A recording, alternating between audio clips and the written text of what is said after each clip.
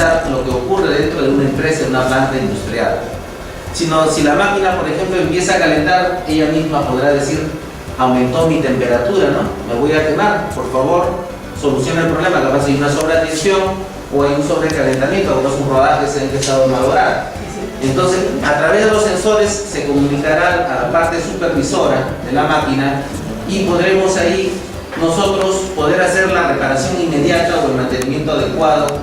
Podría ser un mantenimiento no preventivo, sino en ese instante, como es una máquina que está funcionando. ¿Qué tipo de mantenimiento es? Es un imprevisto o un mantenimiento correctivo, ¿no? Y se va a hacer instantáneamente. Quizás las máquinas se paralizarán en un instante y empezará el técnico a sacar el motor y lo pondrá nuevamente. Un motor, para instalar un motor se demorará menos de un minuto. No creo que se demore más. Posiblemente demore segundos. Como ustedes han visto en un carro de carrera, las llantas entran y salen y ¡pum! Sigue el carro, ¿no? De igual manera, en planta industrial no puede paralizar. Así que son segundos muy preciosos que se requieren para que las máquinas sigan funcionando. Ok, entonces, para eso se prevé que las máquinas podrían estar trabajando las 24 horas del día y todos los días de la semana, posiblemente todo el año, no paralice los equipos. En otros lugares, posiblemente en Japón, Toshiba, ellos tienen plantas de equipos electrónicos donde la materia prima ingresa y todo lo hacen los robots, los famosos robots que son los que hacen trabajos forzados. Los robots pues agarrarán la materia prima, la procesarán y esa materia prima tendrá un chip que va a poder informarle al robot qué características va a hacer ese robot delante a esa máquina, ¿no? En ese proceso. Quizás habría que poner un perno, un brazo, habría que pincharlo, etcétera, ¿no? Bien. Entonces ustedes, vamos a... Adelante. Bien, entonces, como ustedes ven, nos encontramos en el Instituto Catalina Buendía de Pecho, uno de los institutos tecnológicos de mayor prestigio a nivel nacional. En esta institución contamos pues con maquinarias muy modernas que generalmente no se encuentran en otras instituciones técnicas, las cuales ustedes tienen el privilegio de poder utilizar esas maquinarias. Podemos encontrar pues salones donde se encuentran laboratorios con PLCs, se encuentran laboratorios de sensores, neumática, hidráulica, hay laboratorios de la parte eléctrica, en electrotecnia, donde están los tableros. Entonces, tenemos esa ventaja de poder utilizar todo ese equipamiento, pero tenemos que ir avanzando poco a poco en el proceso del conocimiento. Las cosas no se aprenden de la noche a la mañana, es un procedimiento continuo, ¿no? Progresivo. Y conforme se va avanzando, se va viendo el grado de complejidad. Nada se empezó de un momento al otro ya lo más avanzado. Cuando el robot empezó, por ejemplo, los hombres que empezaron a fabricar los primeros robots, pues harían solamente que se mueva quizás el brazo. Después le agregaron movimiento, ¿no? Que podía agarrar un objeto, capaz no tenía sensibilidad ni fuerza. Posteriormente ya le pusieron más dedos, ¿no? Con más movilidad. Posteriormente le han puesto brazos, piernas, y los primeros robots tendrían 6 piernas, ¿no? 4 piernas, ¿no? Podríamos decir. Y posteriormente, usted con 4 piernas, ese robot no podía caminar bien. Pasaron muchos años para que este robot pudiera tener equilibrio. Posteriormente, ¿qué cosas se ha logrado en la actualidad? Ya tenemos, en Japón, se tiene el robot Honda, que se está comercializando. Este robot ya puede subir escaleras, tiene muchas funciones. También, ¿cómo dice? También baila, puede correr. También tenemos lo que es visión artificial en 3D, también se encuentra la visión artificial. Las máquinas estas también pueden cantar con voz de cantante. Quiere decir que ahora ser cantante, un robot puede hacerlo, puede cantar como soprano. A eso ha llegado la tecnología del software y las computadoras de alta velocidad, ¿no? De alta capacidad y velocidad. Entonces, pueden ahora las máquinas hablar. Encuentran un libro, lo pueden escanear y lo pueden dar la forma de OCR. Le pasan OCR, le sacan las letras y la máquina empieza a hablar. Si ustedes hablan, la máquina escucha y empieza a escribir en forma binaria, empieza a escribir sus palabras de ustedes, reconoce su voz, hay reconocimiento de voz. Y después contestarle de un banco de datos que tiene, podrá contestarles a ustedes lo que le están presentando. Ya se están usando en las escuelas, en los institutos, y están reemplazando a muchos docentes en la parte, lo que es educación física, en áreas técnicas. Las máquinas, estamos en la época de las máquinas, ¿no? De los famosos robots. Así que no se sorprendan ustedes que muy pronto puedan llegar algunas máquinas de esa nueva generación con apariencia humanoide, ¿no? Acá en nuestra realidad. Entonces, por lo pronto nosotros acá en el instituto nos basamos a conocer los procesos industriales, que no son en realidad, que son pequeñas máquinas, pequeños robots. Si sale un pistón es parte de una parte mecánica que está transformando la energía en otro tipo de energía. ¿Ok? Entonces, en realidad estas máquinas también requieren de sensores para su movilización, para que funcionen. Bien, entonces vamos a entrar a algunas diapositivas donde podamos explicar mejor qué cosa es de las máquinas, ¿no? ¿Por qué serán importantes los sensores en la industria? A ver, fuerte, por favor, ¿qué dice? Para el control de las máquinas. Para el control de las máquinas. Ya, los sensores nos van a permitir ver, que las máquinas puedan ver o visualizar qué es lo que sucede en una planta, en una industria. ¿Ya? Entonces, eso es lo que nos va a permitir ver las máquinas, los sensores. Por ejemplo, pueden ustedes observar acá una faja transportadora donde se encuentran unas cajas que están pasando, ¿no? A través de un movimiento constante, y pueden observar aquí una cantidad de sensores que se encuentran detectando la presencia de estas cajas. Por ejemplo, el primer sensor que vemos acá, lector de marcas. ¿Qué estará haciendo? A ver, ustedes me podrían explicar. Código de barras, correcto. Estará viendo las características del paquete, qué cosas lleva ahí. Entonces, en esas barras estará codificada la información. Un rayo láser estará leyendo el diámetro de cada una de las líneas negras y estará codificando en señal binaria, digital, informando al sistema de qué tipo de material está circulando por la faja transportadora. Tenemos otro sensor acá, ya no el láser, como el lector de barras, tenemos el sensor fotoeléctrico. ¿Qué cosa será un sensor fotoeléctrico? ¿Qué elementos habrá en un sensor fotoeléctrico? ¿Cómo se hace? ¿Cómo funciona? ¿Qué sensor es el fotoeléctrico? ¿Qué dispositivo se utiliza para que funcione? A ver, jóvenes. Presencia.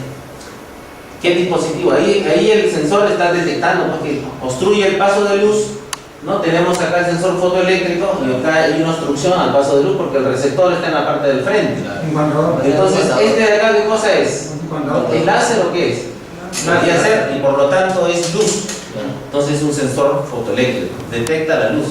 Este de acá simplemente transmite, el lector de barras transmite y recepciona. El mismo lector está transmitiendo y recepcionando la información y transformando en una codificación. Pero acá tenemos el sensor fotoeléctrico, que es un láser que cruza hasta el frente. Entonces puede hacerse láser con diferentes tipos de luz. Una de las más, ¿sí? Pero el sensor fotoeléctrico, ¿qué importancia tiene? Por ejemplo, acá la función de esto es detectar qué tipo de caja está pasando. Si está pasando la caja, la va a detectar ahí, ¿ok? Y si no Se pasa, está detectando la caja. si no pasa, no detectes. Claro, cuando no hay nada, pues ahí detecta. Claro, ahí está, puede estar haciendo un conteo, jóvenes. También. Puede estar contando cuántas cajas está pasando. ¿Correcto? Cuando interrumpe el paso de la luz de la luz, entonces ahí queda el contador. Acá se puede poner un contador. Mira, observen acá, ¿qué ven acá? Está contando, ¿eh? 23, 24, o sea, entonces cada Obtención de luz es un conteo. Claro, cada vez que obstruye la luz significa que ha pasado una caja, ¿no? Entonces estamos viendo que es útil o no es útil el sensor jóvenes. Si es útil porque después, cuando, imagínense que en ese día han pasado 1532 cajas, ya están pues en registro, no es necesario que alguien esté contando 1, 2, 3 y vaya a un cuaderno a escribir. La máquina hace el trabajo, jóvenes, y lo hace más preciso y sin equivocarse. Entonces, esa es la función de ese sensor fotoeléctrico. Acá tenemos otro sensor jóvenes, un sensor capacitivo. ¿Cuál sería la función de un sensor capacitivo? A ver, por ahí. Presencia de metal. El sensor capacitivo, presencia de metal, sí lo puede captar el sensor capacitivo metales, pero también puede captar no metales. ¿Ya? Tiene la función, entonces, generalmente un sensor capacitivo funciona a poca distancia. ¿Ya? Y su finalidad es ver si esta caja está llena o está vacía. Si esta caja está pasando vacía, el sensor capacitivo va a indicar que está vacía. ¿Detectará? No detecta. Y si está llena, sí detecta. Entonces él puede haber contado que pasan 1000 cajas, ¿no? El fotoeléctrico. Pero el sensor capacitivo contó que 500 nomás estaban llenas. Él detectó las 500 llenas. ¿Por qué? Porque puede detectar masa, cantidad de materia, sea metálica o no metálica. Fíjense la importancia entonces del sensor, ya está haciendo otro trabajo más. ¿Correcto? Si esto fueran botellas, entonces el sensor capacitivo detectaría si tiene líquido o no tiene líquido la botella. ¿Ok? ¿Por qué? Porque detecta una cantidad de masa. Si la botella es vacía, del vidrio no lo va a activar. ¿Hasta ahí? ¿Alguna pregunta? ¿Entendieron esa parte, no? Ya. Tenemos otro sensor jóvenes acá, un sensor inductivo. ¿Cuál es la finalidad de un sensor inductivo? ¿Cómo cambia la inductancia? El capacitivo son dos placas de metal separadas por un dieléctrico. El dieléctrico va a originar que cambie su capacidad. O sea, si es una caja llena, la caja va a ser el dieléctrico y va a cambiar la capacidad del sensor capacitivo. Pero el sensor inductivo es ¿qué cosa? Una bobina. Y para cambiar la inductancia de una bobina se requiere ¿qué? Jóvenes, ¿cómo se puede cambiar la inductancia a una bobina? ¿Cómo? Se requiere, ustedes trabajan en la parte de electrotecnia, tenemos ahí los transformadores. En los transformadores, para que funcione mejor el paso de la energía electromagnética de un primario a un secundario, ¿qué se necesita? El núcleo de hierro. Entonces, de igual manera, jóvenes, si acá hay hierro o material metálico, lo podrá detectar el sensor inductivo, lo que es metal. ¿Por qué? Porque cambiará su inductancia, y al cambiar la inductancia informará en el sistema que ha detectado algo metálico. Por ejemplo, si la botella está con tapa, detectará la tapa, pues la que está sin tapa no contará que 300 estaban con tapa y el resto, 500 estaban llenas, pero no pasaron con tapa. ¿Podría ser o no? Entonces, él detectará la parte metálica. Diferentes tipos de metales. Solo Sí, metales. Solo metales. Esa es la función de un sensor inductivo. Metales diferentes. Dígame. Entonces el sensor inductivo lo que hace es enviar onda magnética y Un campo magnético variable, codificado, igual lo que hacen los sensores fotoeléctricos, jóvenes. Para que funcione un sensor fotoeléctrico tiene que estar codificado las señales. Esto de marcas también. Quiere decir que este tipo de luz que pasa por acá, este láser, no es de un puntero como el que tengo acá en este instante. Este puntero no tiene codificación. La luz es permanente. Pero si yo hago esto, jóvenes, prendo, apago, ya hay una codificación o no. Yo puedo haber prendido 3 veces por segundo, entonces tiene una frecuencia. Entonces el sensor, esa frecuencia es lo que va a detectar. Si es un láser a una determinada frecuencia, entonces la va a detectar. Si viene otro tipo de láser, otro tipo de luz, no lo detecta, no le interesa, porque no tiene la modulación requerida para el receptor que está acá al frente, jóvenes. Acá al frente hay un receptor. Solo detectará la frecuencia modulada de este transmisor, lo que está transmitiendo con frecuencia codificada, ¿no? Bien. Si no, pues vendría por ahí alguien alumbrando con su láser y ya cambió toda la situación de las cajas. Entonces le podemos engañar. No, señor, este tiene una comunicación solo con su transmisor. Transmisor y receptor están sintonizados. ¿Correcto? Eso es lo que tienen que entender. Bien. El sensor inductivo también trabajará una determinadas características, ¿no? Entonces los metales lo va a detectar el sensor inductivo. ¿Qué es el sensor inductivo? Dijimos, una bobina. Muy bien, jóvenes. Hasta ahí, no sé si, miren, por acá dice un controlador de temperatura, debe haber un sensor. ¿Quiénes detectan la temperatura? En electrónica tenemos ¿qué dispositivos? Las resistencias NTC, resistencias NTC, coeficiente de temperatura negativo. Quiere decir que cuando aumenta la temperatura, baja la resistencia. Y los PTC, ¿qué son? Resistencias de coeficiente de temperatura positivo. ¿Qué quiere decir? Que cuando capta la temperatura, sube su resistencia. Hasta ahí, no sé si están entendiendo la idea. Entonces son sensores. Pueden haber sensores resistivos, pueden haber sensores de silicio, que puede ser un diodo, puede ser un transistor, que también detecta temperatura, jóvenes. También son detectores.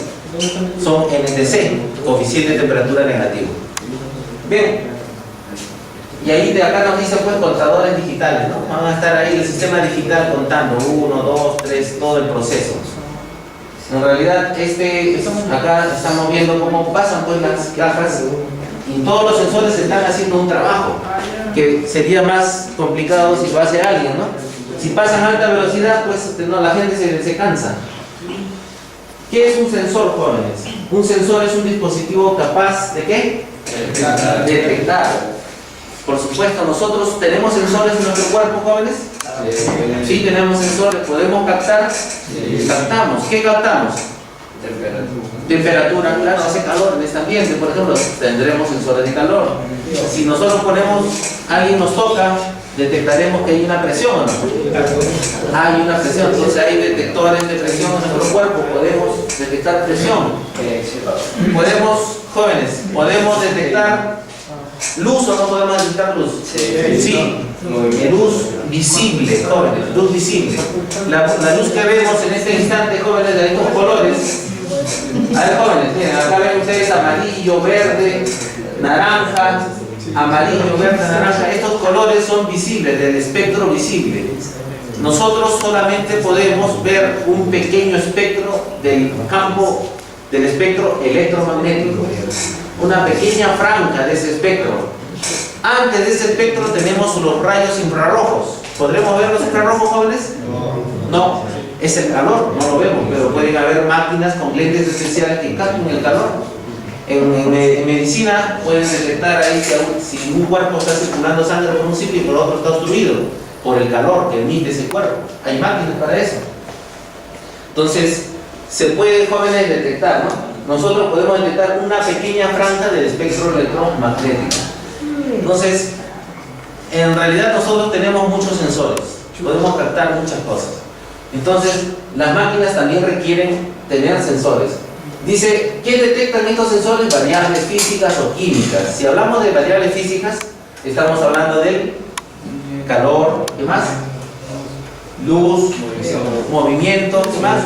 Distancia, presión, toda fuerza, correcto, ¿qué más? Peso. A ver, joven, por favor, la segunda vez. Muy bien, entonces, y estas variables deben ser transformadas en variables eléctricas, jóvenes. ¿Ya? Se deben transformar en variables eléctricas. Esa es la finalidad. ¿Por qué se deben transformar en variables eléctricas? Porque las máquinas entienden las variables eléctricas. Generalmente es el tipo de energía que trabajan las máquinas. Las máquinas son eléctricas. Ustedes son de electrotecnia, ¿no? Entonces el electrón es el elemento que estamos usando para poder nosotros manejar la información en las máquinas. Las máquinas podrán procesar esa información que es en forma eléctrica. Bien, ¿preguntas? El sensor dice que es un dispositivo capaz de detectar variables físicas o químicas. Hablando de químicas, no están acá, pero también temperatura será una variable física, intensidad luminosa, que son ondas electromagnéticas, también es una variable física, distancia, ¿no? Es una longitud, aceleración, jóvenes, el movimiento, ¿no? Una distancia o una velocidad, inclinación, o sea, va a haber ángulos, desplazamiento, o sea, de un lugar a otro, puede ser lineal o angular. Tenemos presión, la presión es la fuerza, jóvenes, ¿ya? El peso en sí. Tenemos la torsión, cuánto hace el esfuerzo para doblar un material, eso se llama torque, ¿ya? O par de arranque, también lo pueden usar cuando se habla de torsión. Humedad, jóvenes, ¿qué cantidad de vapor puede haber en este ambiente? También habrá sensores de eso, ¿no? Y pH también, ¿qué cosa es pH, jóvenes? El acidez del agua. ¿Cuánto es la acidez del agua que tomamos normalmente, la que es bebible, la que es comestible? ¿Cuál es? El pH 7. Cuando el agua es menos ácida o más ácida, no es buena para la salud.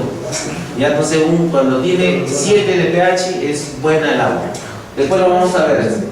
Y transforma en variables físicas, jóvenes. Esas variables físicas se pueden transformar en ¿qué variable? Principalmente eléctrica, para poder utilizarlas. ¿Cuáles son esos parámetros eléctricos que nosotros manejamos? Tensión eléctrica, que su unidad es el voltio; corriente eléctrica, su unidad es el amperio; resistencia, su unidad es el ohmio; inductancia, su unidad es el Henry; capacitancia, su unidad es el Faraday. Muy bien, joven. Entonces, a esas variables se pueden transformar las variables físicas o químicas. Estas sí las podemos procesar a través de las máquinas, porque son las que normalmente utilizan los equipos electrónicos. También se puede utilizar, hay equipos que se transforma la medición química en eléctrica. Bien, vamos a ver por qué es importante conocer el sistema internacional. ¿Ustedes saben que existe el Sistema Internacional de Unidades? ¿El SI? Sí, lo conocen, ¿no? Por eso se llama así. Bien, el sistema internacional es muy importante para poder organizar y conocer en una forma ordenada todas esas variables. Para esto tenemos que entender qué cosa es magnitud. Tenemos que entender eso. ¿Qué será una magnitud? Un ejemplo de magnitud. ¿Cómo? La altura es en distancia, longitud, espacio. Entonces nosotros le decimos altura, distancia, longitud, ¿no? Espacio. Le decimos ese nombre, pero ¿qué cosa es? Una magnitud. Pero para medir esa magnitud necesitamos algo, un patrón para medir. Entonces ese patrón para medida, ¿cuál será, jóvenes? El metro. Ahí tenemos la unidad que sería con la que usaríamos para medir, ¿no? Es la cantidad que se toma de referencia para medir. Entonces con ese patrón podemos ver cuántas veces se repite ese patrón, el metro. Yo sé que hay una longitud, puede ser largo, corta, no sé, pero tenemos que usar ¿qué cosa, jóvenes? Una unidad. Usaremos la unidad metro y veremos cuántas veces se repite esa unidad. Por ejemplo, acá tenemos el espacio. Ese espacio es de 1 metro, otro metro, 1 metro. La unidad metro se repite ¿cuántas veces? 3 veces. Por lo tanto, decimos que hay 1, 2 y 3. La magnitud longitud es igual a 3 metros. Para representar eso ponemos L igual 3 metros. No hay espacio, jóvenes, entre el número y la unidad. Y los metros no se ponen en mayúscula, o se ponen en mayúscula. Esto no se pone en mayúscula porque no es nombre de científico, ¿ya? No es nombre de científico. Entonces 3 metros sería pues la longitud, y con eso sabemos. ¿Podemos hacer otra madera de 3 metros? ¿Cortarla a 3 metros? Sí podemos, porque hay precisión ya, ¿no? Podemos hacer esos. Bien, el sistema internacional tendrá unas unidades fundamentales. ¿Cuáles son esas unidades? Son 7. Tenemos el metro, que sirve para ver la longitud. El kilogramo servirá para ver qué, jóvenes, la masa, la cantidad de masa. Segundo, ¿para qué será el segundo? Tiempo. Amperio o ampere, la intensidad de la corriente eléctrica. Kelvin, la temperatura en el sistema internacional es el Kelvin, es la temperatura absoluta. Candela, ¿qué estará midiendo? La intensidad luminosa. Y el mol, cantidad de sustancia. Bien, vamos a ver esas unidades fundamentales aquí. Longitud, su unidad es el metro, se representa con una letra M minúscula. Tenemos la masa, ¿para qué? ¿En qué está? Kilogramo. ¿Qué significa kilogramo? 1000 gramos. Kilo significa 1000 gramos. Se representa con letra mayúscula o minúscula. La K es minúscula, jóvenes, y la G también, porque no es nombre de científico, ¿ya? Significa 1000 gramos. Tiempo. Su unidad es el segundo. Letra mayúscula o minúscula. Minúscula porque no es nombre científico. Intensidad eléctrica. Su unidad en amperes. Será A mayúscula o minúscula. A mayúscula por amperes, ¿no? Temperatura, jóvenes. Kelvin. Se representa con una letra K porque es nombre científico también. Intensidad luminosa. Candela. CD, jóvenes. Cantidad de sustancia. El mol. Mol también. Es abreviado, sigue siendo mol. Bien, tenemos unidades derivadas sin nombre especial. Por ejemplo, tenemos el ángulo plano. ¿Para qué nos servía el ángulo plano? ¿No? Para medir un ángulo, pues, ¿no? En el espacio, en dos lados, en el terraplano. Y aquí tenemos el radiano. El ángulo sólido, ¿cuál sería? Jóvenes, ¿el ángulo sólido cuál es? El estéreo radiano. Ya sería SR. Ya, el estéreo radiano nos mide el espacio, jóvenes. Ya, el espacio. No solamente un lugar plano, sino el espacio. Mira, unidades usadas en instrumentos de medida, por ejemplo, tenemos acá. La magnitud tensión, ¿cuál será su unidad? Su unidad es el voltio. ¿Nombre científico o no? Por volta, ¿no? Entonces en vez de mayúscula.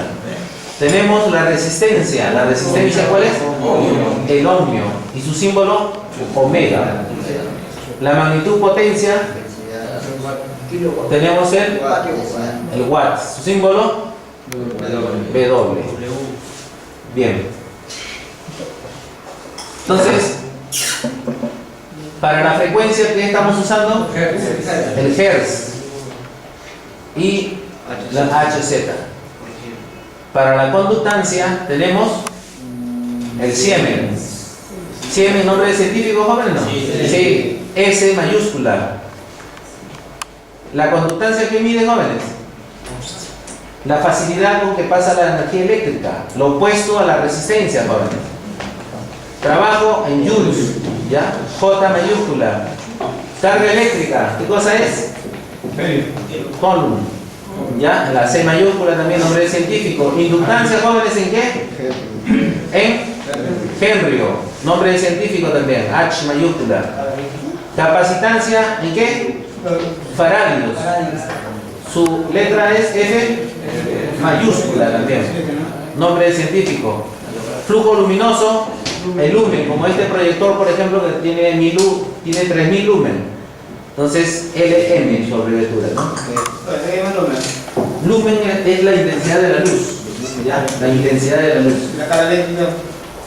Bien, ahí creo que, no sé si hay preguntas en cuanto a todas estas unidades, porque son la parte eléctrica y es importante conocerlas bien.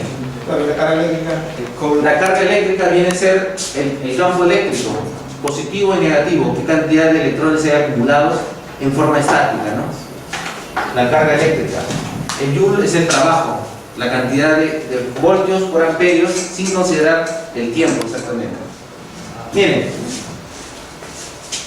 siempre esto tiene su oposición. Resistencia, su oposición, ¿cuál sería? La inductancia. ¿Ya? Y acá